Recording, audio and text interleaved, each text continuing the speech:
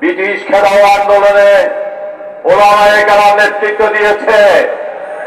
পাকিস্তান প্রতিষ্ঠিত হয়েছে, ওলামায়ে কেরাম ক্ষমতায় যাইতে পারে না, ইসলাম কায়েম হয় নাই। ওলামাদের ব্যস্ততার কারণে আমরা যুদ্ধ করে ওলামারা ফাঁসি কাটতে তুলে ক্ষমতায় যায় ইসলাম বিরোধীরা।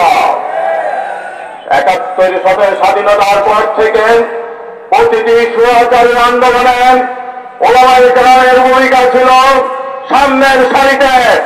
ত্যাগ স্বীকার করেছেন, শাহাদাত বরণ করেছেন।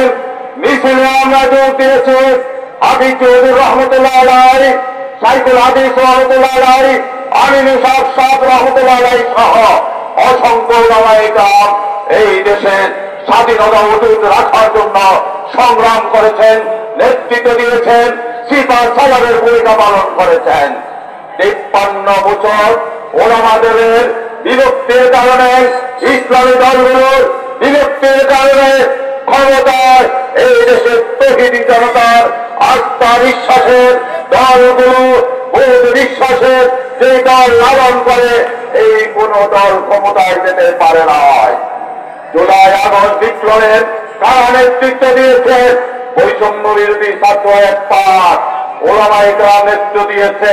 চরমনাই বিশ্বাস নেতৃত্ব দিয়েছেন, সাহিত্য চরমনাই নেতৃত্ব দিয়েছেন।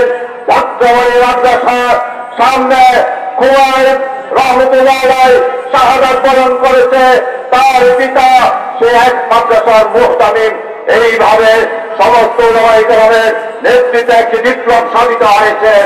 আগামী দিনে ক্ষমতায় কারা যাবে এই সিদ্ধান্ত ওলামায়ে কেরামকে নিতে হবে, ইসলামিক দলগুলোকে নিতে হবে। যদিও আজ আমরা বিভক্ত থাকি, ক্ষমতায় যাওয়া যাবে না, এই দেশের মানুষ ইসলাম দেখবে না।